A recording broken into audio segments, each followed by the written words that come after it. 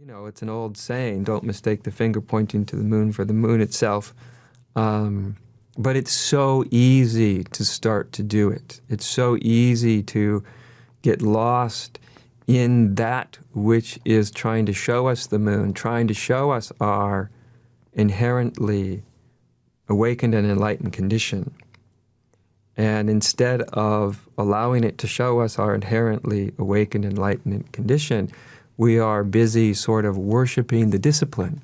We're worshiping the practice. In other words, we're just simply trying to get really good at it for its own sake. So from the beginning, I think it's useful to recontextualize what spiritual nourishment is. That's why I'm using the term spiritual nourishment or nourishing the spirit, instead of spiritual practice, because of all the connotations that spiritual practice has. A lot of the times, I think that when we start to have some deeper realization, spiritual realization, our relationship with whatever ways we have nourished the spirit begins to change.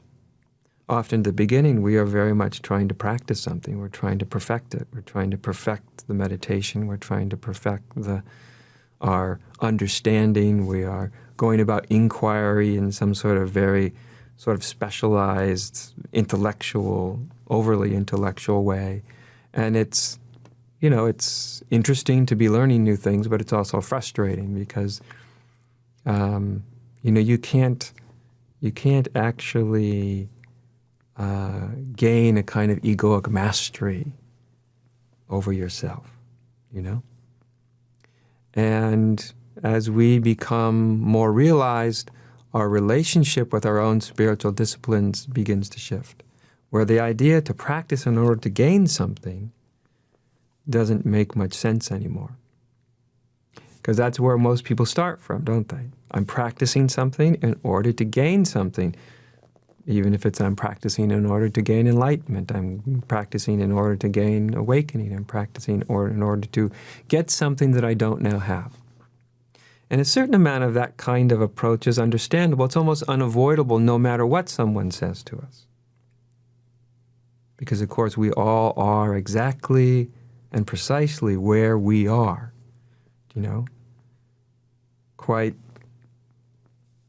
irrespective of what somebody tells us. We are all exactly where we are, and we all engage with our spirituality from the place that we're at, from our current state of consciousness, from our current state of understanding.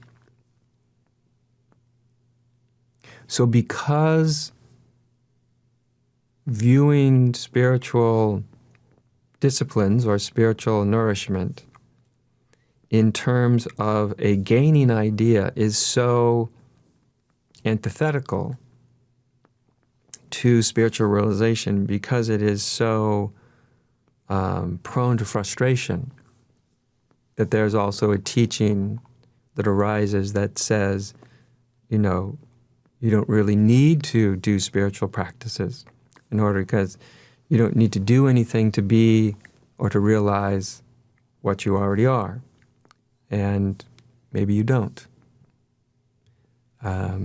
Most people do. Most people engage in something. Going to a satsang is a kind of spiritual practice. It's a kind of spiritual discipline. I mean, you can engage in it as simple entertainment.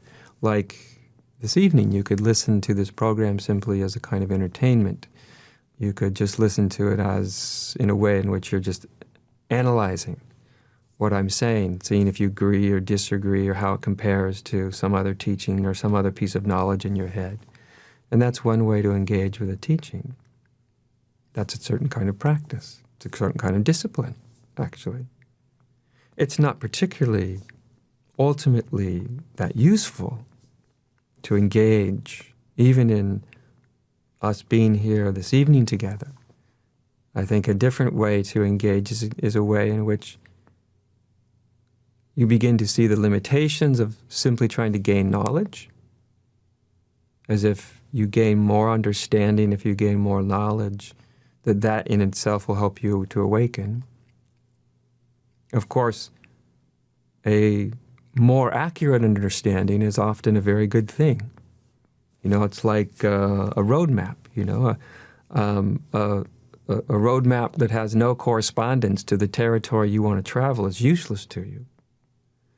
A good roadmap can really be a true aid, as long as you don't mistake the roadmap for the territory. As long as you don't think simply because you understand the map that you understand the territory. You see, the territory is something we have to live. We can't live it up. We can't do it abstractly. We don't just understand the territory of our lives. We actually have to live our lives. We can't just understand what awakening is. We actually have to live it. We have to experience it. We have to taste it. And in their true and proper sense, any form of spiritual nourishment is a way, is a means to help us to recognize the truth of our being. That's what it's there for.